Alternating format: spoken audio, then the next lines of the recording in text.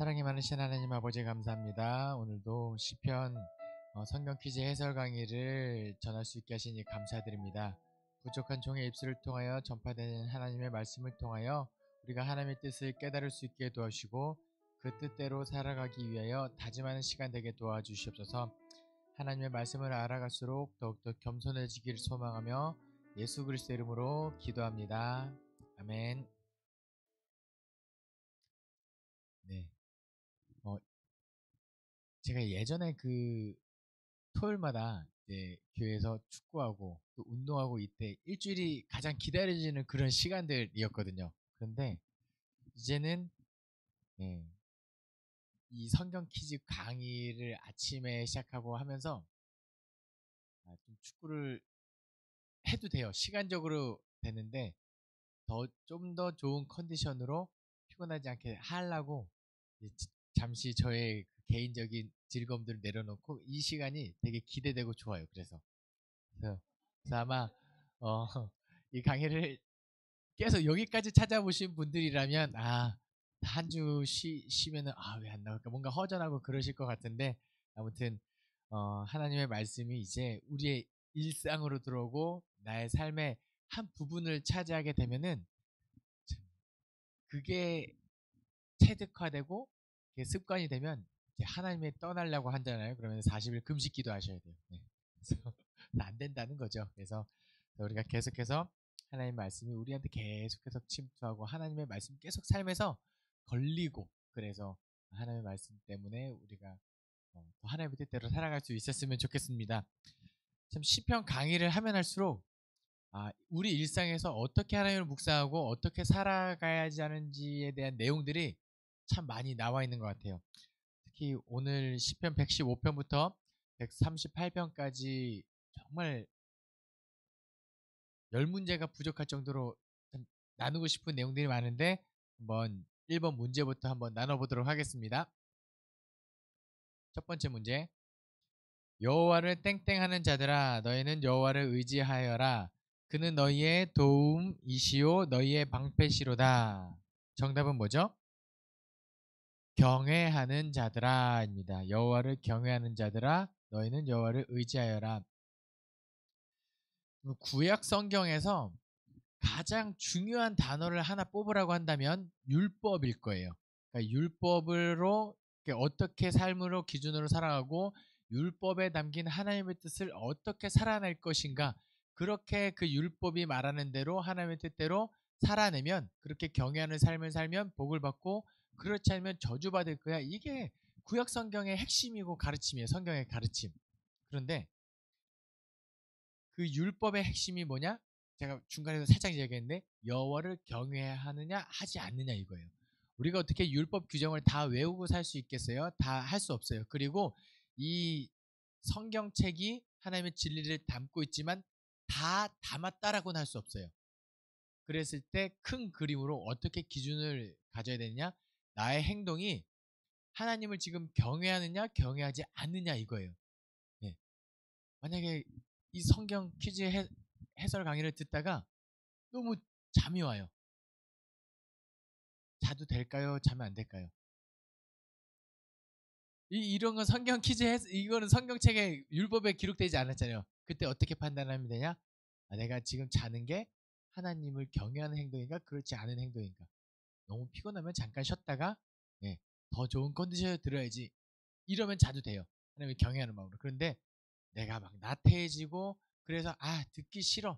이렇게 이런 마음을 가지고 듣지 않는다면 그거는 여호와를 경외하지 않는다. 약간 이런 측면을 우리가 판단하고 행동할 수 있겠죠. 근데 시편 115편에서 여호와를 경외하는 자들아 여호와를 의지하라고 이야기하고 있어요. 시편 115편 잘 보시면요. 1절에서는 의인의 고난에 대해서 이야기하고 있습니다. 근데 2절에서 의인이 고난당하는 모습을 보고 누군가 이렇게 이야기해요. 너의 삶을 보니까 네가 그렇게 고난당하는 걸 보니까 여호와는 없는 거 아니냐 이렇게. 어디 한번 봐봐라. 야 하나님이 계시면 네가 그렇게 힘들게 살겠냐? 하나님은 안 계셔라고 이렇게 이야기해요. 그러면은 우리 믿는 사람들은 의인들은 어떻게 하나님이 살아계심을 그들에게 증거할 수 있을까요?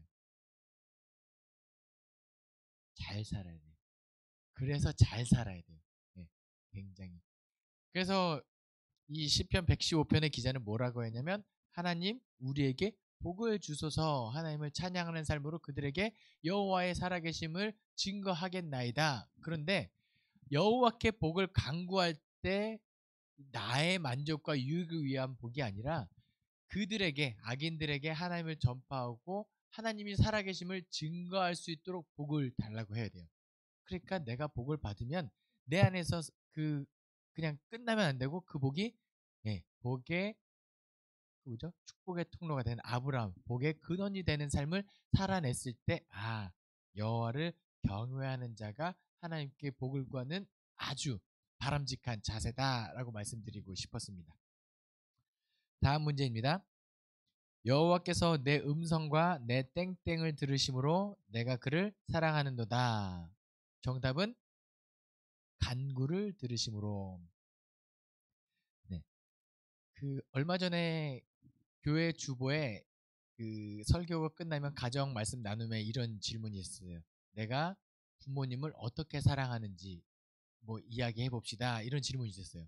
그래서 이렇게 몇 분과 나눠보니까 내가 부모님을 어떻게 사랑하는가라고 많은 분들이 이렇게 대답하셨어요. 내가 부모님이 이야기하시면 이미 내가 다 알고 부모님이 했던 얘기 또 하고 그리고 이거 어떻게 보면은 내가 더 합리적이고 내가 더 옳은 판단을 하는 것 같음에도 불구하고 부모님의 말에 귀를 기울여 준다. 그것을 끝까지 들어준다. 그것이 부모님을 향한 존경, 부모님을 향한 사랑이다라고 이렇게 말씀하셨어요. 맞는 것 같아요. 그래서 여기 보세요. 여호와께서 내 음성과 내 간구를 들으심으로 내가 그를 사랑하야 된다. 그러니까 나도 하나님의 음성에 귀를 기울이겠습니다. 그게 사랑하는 관계에서 이루어질 수 있는 모습인 거죠. 이야기를 하면 들어주고 상대방의 이야기도 경청해주고. 그래서 여러분들 다 결혼하셨잖아요. 그래서 예전에 제가 결혼하기 전에 저에게 어떤 분이 이렇게 충고하셨어요. 외모는 오래가지 않는다. 외모가 주는 행복은 오래가지 않는다. 결혼하려면 대화가 잘 통하는 사람이랑 결혼해라. 대화가 잘 통하고 계시죠? 네, 사랑하시는 분과 이야기 많이 하시고 대화하고 계시죠? 네, 맞아요. 우리가 서로의 말에 경청하는 것, 그것이 사랑의 참 좋은 표현인 것 같습니다. 여호와께서 내 음성과 내 간구를 들으심으로 내가 그를 사랑하는도다. 3번 문제입니다. 시편 119편 1절부터 5절에 나오지 않는 단어는 무엇인가요? 1번 율법, 2번 법도, 3번 말씀, 4번 율례. 정답은 3번 말씀입니다. 시편 119편은요. 그 알파벳 시다라고 이거 한 번씩 들어보셨죠? 보시면 굉장히 길어요. 시편 119편이 성경의 다니엘 한 장으로 가장 긴 장이에요. 이 넘겨도 끝없이 나오는 이 시편. 이 알파벳 C가 뭐냐면요. A, B, C, D, E, F, G. 그러니까 히브리 말로는 알레베, 김메, 달레 해서 쭉 해서 22개 자음이 쭉 연결돼요. 그러니까 가나, 다라, 마바사, 아자차카, 타파, 하. 이게 한 시로 끝나요. 그 다음에 다시 기역, 니은, 디귿 이 순으로 총 8번을 반복해요. 그러면은 몇 번이 나오죠? 8번 반복이 176이면은 몇 번을 반복해야 되죠? 22개씩 176을 8로 나누면 8, 26, 8번? 8번 맞나요? 네네네. 맞아요. 예. 제가 살아있네요. 예. 기억이 정확해. 예. 예. 그렇게 지어진 시가 이거예요. 그런데 이 긴 절을 두고 이 시편 기자가 정말 하고 싶은 이야기는 무엇이었을까요? 나중에 한번 잘 읽어보세요. 시편 119편은요. 딴 거 없어요. 율법, 계명, 율례, 법도, 말씀 뭐 이런 느낌이에요. 읽어보시면 율법, 율례, 계명, 규례, 법도 뭐 이게 지겹게 이야기하죠. 왜요? 이렇게 하고 싶은 거예요. 왜 시편 기자가 지금 그 말을 계속해서 반복하느냐? 이 시편 119편을 한마디로 요약하면 주의 계명에서 떠나지 말게 하소서가 핵심이에요. 왜냐? 포로 후기에 나중에 헬레니즘 시대에 이 굉장히 박해가 심했거든요. 그래서 점점 밀려들어오는 헬레니즘 문화와 이런 그 상황 속에서 이 시편 기자가 뭘 느끼냐면 자신의 신앙의 위기감이 느껴지는 거예요. 그리고 하나님과의 관계성이 점점 끊어지는 것 같은 이 위기감을 느꼈을 때, 아, 내가 이러면 안 되는데 어떻게 할까 고민. 신앙의 정체성을 유지하기 위하여 몸부림치는데 그 방법으로 하나님의 말씀 토라를 내가 묵상해야겠다. 하나님의 말씀을 가까이 하는 것으로 내가 아무리 지치고 아무리 하나님이 멀어지는 것 같고 신앙이 잃어버리는 그 위기 가운데서도 그것을 유지하기 위해서 말씀을 가까이 해야겠다. 그러니까 아무리 반복해도 아무리 강조해도 부족한 거예요. 율례, 율법, 규례, 계명, 하나님의 이 말씀들을 내가 어떻게 하면 치열하게 가까이 해서 나의 신앙을 유지하고 싶은 마음이 이 119편에 담겨져 있는 거예요. 이 지금 이야기를 들으면 예전에는 119편 딱 통독할 때 굉장한 걸림돌이었죠. 118편까지는 한 장 한 장에 한 편 한 편이 수월하게 넘어갔는데 갑자기 아이고 그런데 진짜 이 시편 기자가 하고 싶었다면 22절 계속해서 첨가하고 싶었을 거예요. 이 마음을 가지고 한번 우리 119편을 나중에 꼭 통독해 봤으면 좋겠습니다. 다음 문제. 내가 땡땡을 미워하는 자들과 함께 오래 거주하였도다. 정답은 화평. 네, 내가 화평을 미워하는 자들과 함께 오래 거주하였도다 라고 하는데요. 시편 120편 그 위에 보면 표제가 뭐라고 적혀져 있죠? 성전에 올라가는 노래. 그리고 나서부터 쭉 어디까지 이 표제가 이어지냐면 시편 134편까지 이어질 거예요. 성전에 올라가는 노래, 중간에 성전에 올라가는 노래 중에서도 누가 지은 시, 뭐 이런 식으로 누구의 시, 성전에 올라가는 노래라는 표제가 적혀 있어요. 근데 한번 보세요. 성전에 올라간다라는 이 말이 좀 기쁨으로 이미지가 기쁨입니까? 아니면 슬픔입니까? 기쁨, 그쵸? 성전에 올라갈 때 하나, 둘, 셋, 넷, 으쌰 뭔가 아무리 성전이 높이 있어도 거기에 하나님이 계시다고 한다면 우리가 예배하러 올라가는 것이 기쁨이고 감사하고 즐겁고 행복한 길일 거예요. 그런데 시편 120편을 가만히 읽어보면 이렇게 시작해요. 내가 환난 중에 여호와께 부르짖었더니 내게 응답하셨도다 라고 하고 시편 120편 1절부터 7절까지 쭉 읽어보면 뭔가 이 성전에 올라가는 이미지가 그려지진 않아요. 이 시편 120편의 기자가 기록된 것은 마냥 행복하고 그렇지 않아요.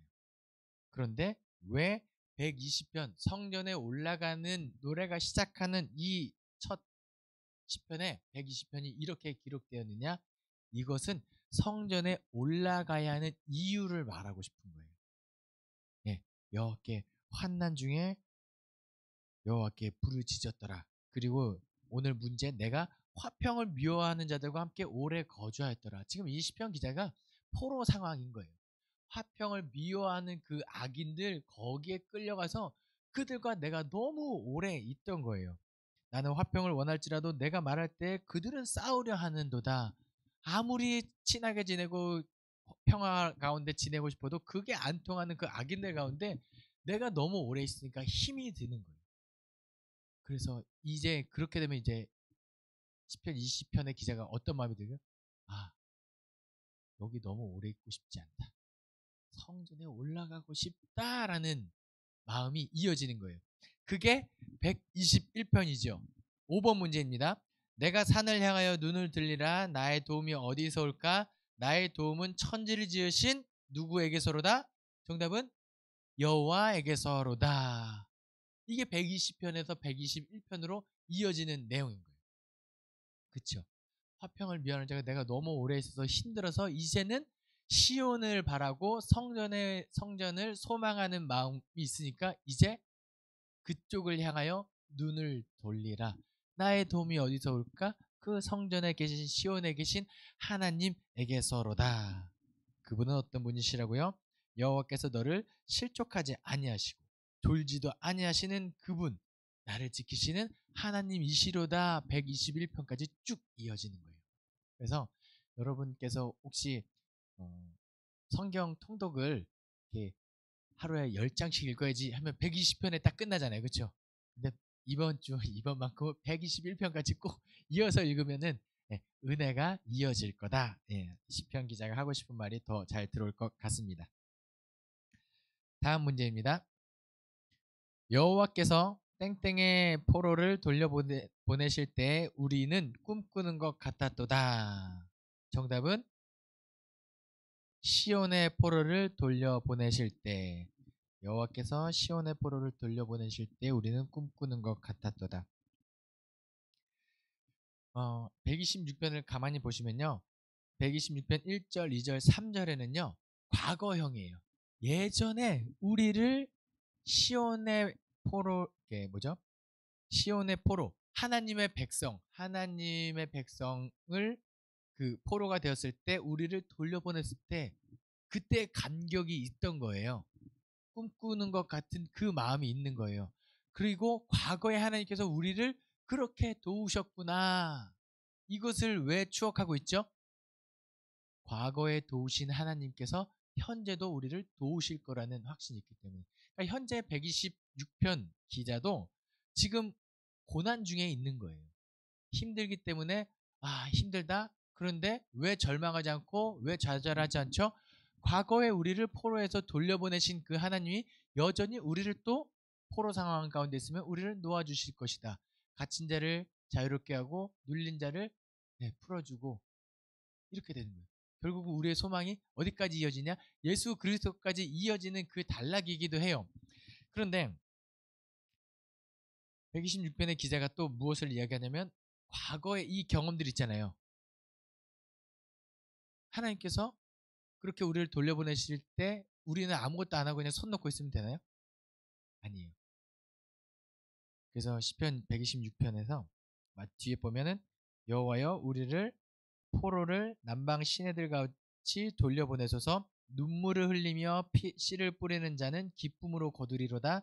울며 씨를 뿌리러 나가는 자는 반드시 기쁨으로 그 곡식단을 가지고 돌아오리로다. 눈물을 흘리며 씨를 뿌리는 자, 그렇게 노력하고 애쓰고 포기하지 않는 자가 비로소 그 하나님의 구원을 만끽하게 될 거다. 이 측면을 노래하고 있죠. 사실 이 첫 번째 구절, 126편의 첫 번째 구절, 여호와께서 우리를 시온의 포로를 돌려보내실 때 우리는 꿈꾸는 것 같았도다. 이게 근 2년 동안에 너무 은혜가 됐던 구절이겠어요. 뭐냐면 교회 문이 코로나 때 탁 닫혔을 때 정말 슬펐거든요. 네. 그런데 이제 교회 목회자들과 그리고 몇 분 예배 순서자들을 제외하고는 성도들이 오지 못했을 때 너무 슬펐는데 한번 이렇게 중간에 열렸다가 다시 닫히고 이게 반복했잖아요. 근데 다시 오게 했을 때 진짜 이 느낌이 너무 좋아요. 다시 예배당으로 시온으로 돌아오게 했을 때 예배 자리에 나오게 했을 때 꿈꾸는 것 같았도다. 근데 이 강의를 들으시는 분들에게 당부의 말씀드립니다. 이 마음을 잃지 않았으면 좋겠어요. 이제 다시 예배당 문이 열렸거든요. 사회적 거리도 없어졌어요. 근데 과연 이 처음에 다쳤을 때 그 감격이 지금 우리에게 있느냐?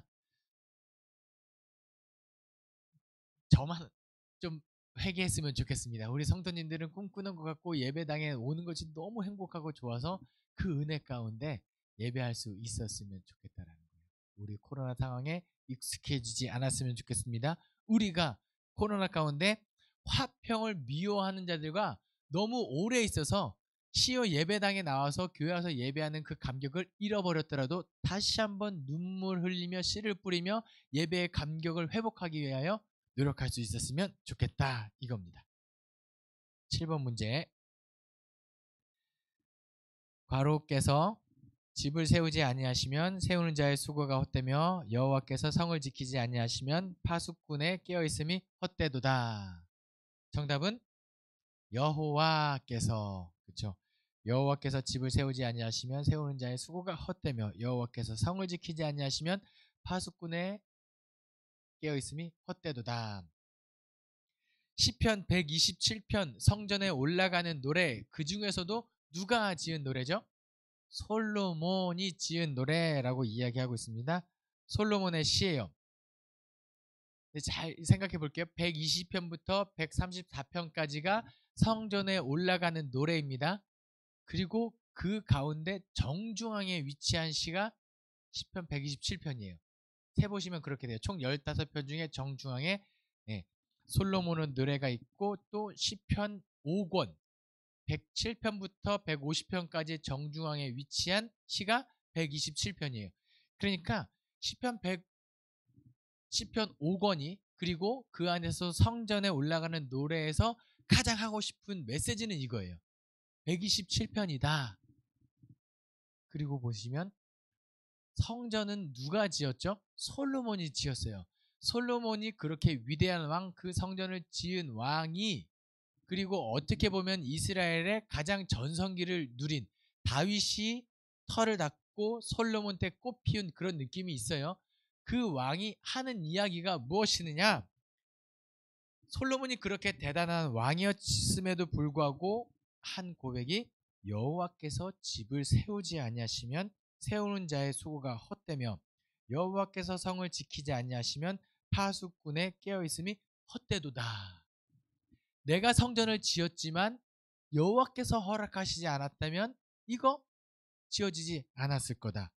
그렇게 부국강병하고 막강한 군사를 가졌던 솔로몬이 하는 얘기가 뭐예요? 내가 그렇게 다 강력한 군대를 가지고 있어도 하나님께서 지켜주지 않으면 헛된 거다를 지금 솔로몬이 노래하고 있는 거예요. 그러니까 인간의 모든 노력이 험하다 이건 아니고요. 궁극적으로는 하나님 편에 서서 하나님이 도와주셔야 모든 것이 가능하다. 그런 하나님 어떤 분이시라고요? 너희가 일찍 일어나고 늦게 누우며 수고의 떡을 먹음이 헛되도다. 그러므로 여호와께서 그의 사랑하는 자에게 잠을 주시는도다 하면서 하나님께서 주시는 축복에 대해서 쭉 이야기하고 있어요. 인간의 그런 것 다 헛되지만 오직 하나님께서 사랑하는 자에게 잠을 주시는도다. 그렇죠. 그런 복 하나님께서 우리에게 주시는 복이 무엇인지 잘 생각해 보면 좋을 것 같습니다. 다음 문제. 땡땡. 여호와의 이름을 찬송하라. 여호와의 종들아 찬송하라. 그렇죠. 여호와의 이름을 찬송하라. 여호와의 종들아 찬송하라.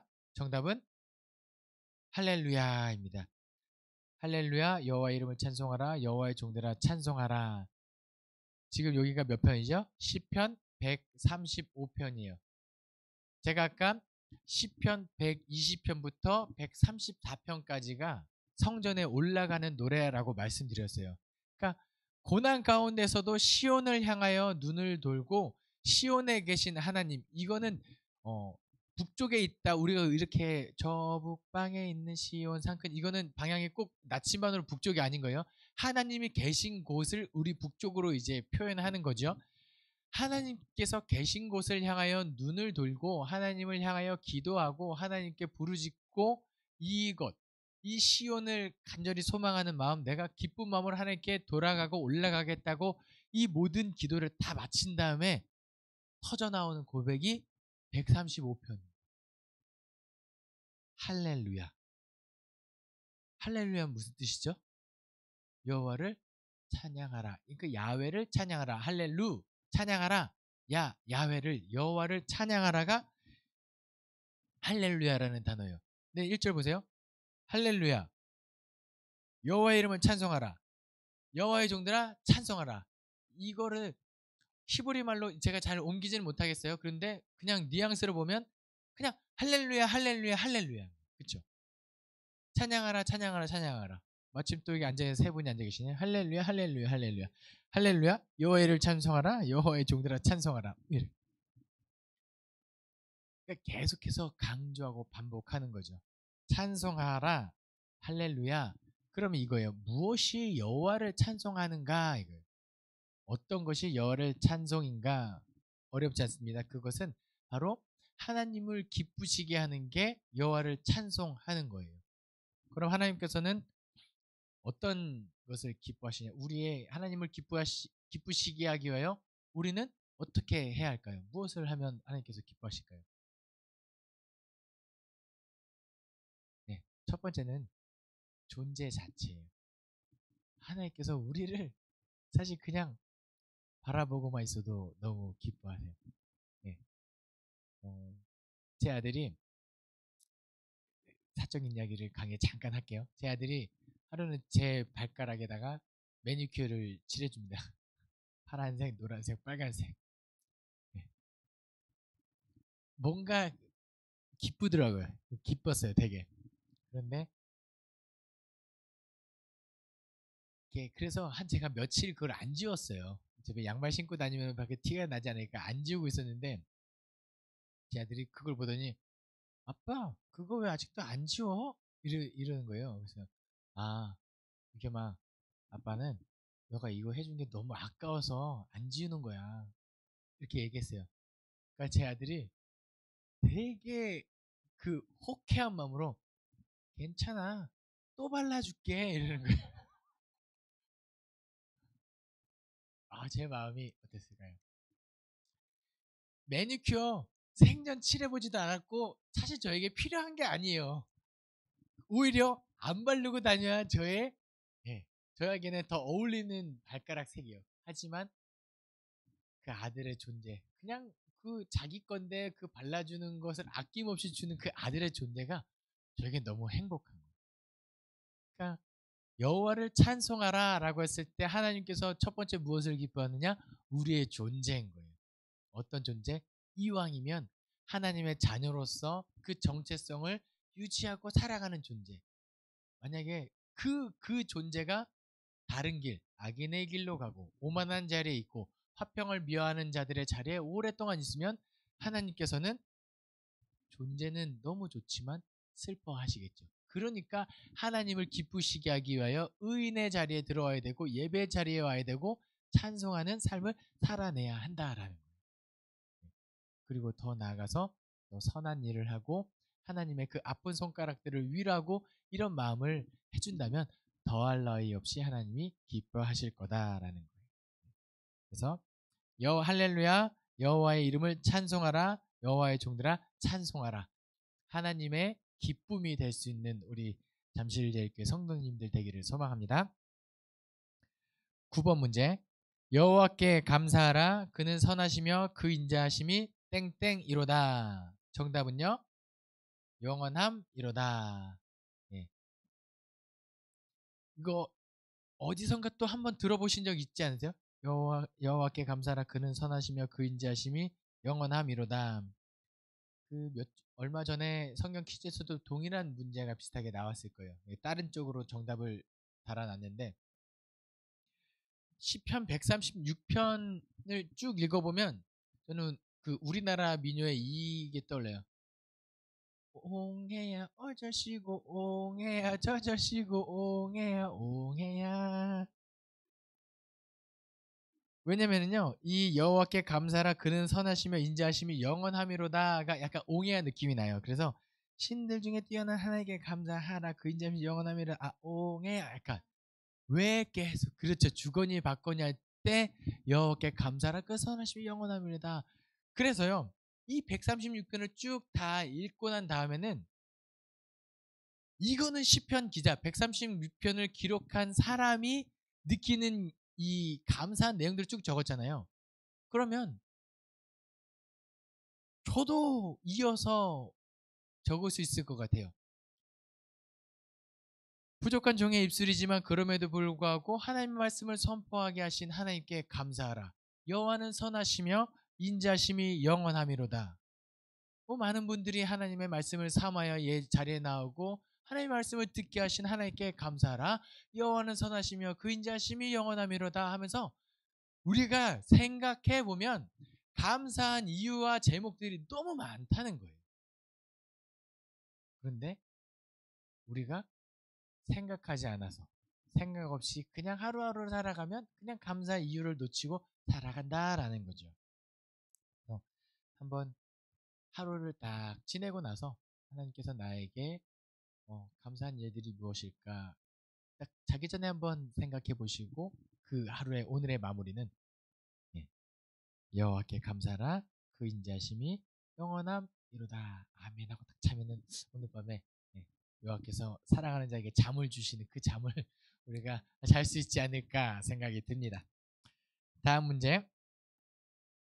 우리가 땡땡의 여러 강변 거기서 앉아서 시온을 기억하며 울었도다.